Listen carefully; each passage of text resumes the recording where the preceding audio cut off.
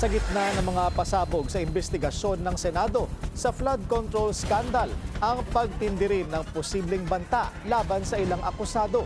Kaya ang kanilang witness protection request, pinag-aaralan na raw ng Justice Department. Yan ang agenda report ni Joash Malimban.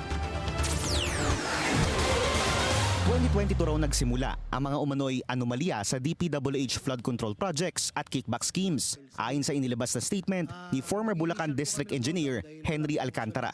Ngayong araw kasi, agad na dinala si Alcantara sa DOJ matapos sumarap sa Senate Blue Ribbon Committee hearing. Ang dahilan ng kanyang pagpunta, evaluation kung karapat-dapat ba siyang mapasama sa Witness Protection Program.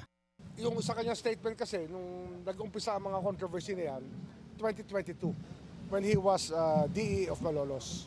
But we will get other statements from the past, kung saan, tsaka yung forward-looking. Pero yung past, yun ang ating ina-examine pa. Ayon kay Secretary Remulla, bagamat 2022 ang nasa testimonya ni Alcantara, dadaan pa raw ito sa corroboration. Lalo na't may statement ang dating Assistant District Engineer na si Bryce Hernandez na 2019 pa nang magsimulang maging substandard ang mga proyekto sa distrito niya sa Bulacan dahil umano sa korupsyon sa pondo. Sabi ko sa inyo, we'll be very busy for the next few days. At tama kami. Yan, we will have to vet another one because we got a letter from a lawyer asking that we also consider Bryce Hernandez as a state witness.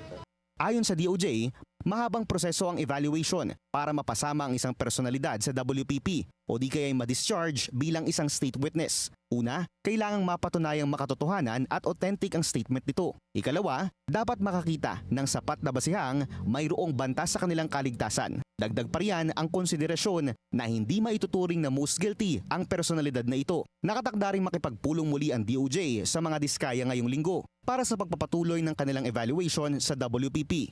Ani Secretary Remulla, hihimayin pa ang lahat ng makukuhang impormasyon bago matukoy kung sino ang karapat-dapat na ma-admit bilang state witness habang gumugulong ang investigasyon. Para sa agenda, Joash Malimban, Billionaire News Channel.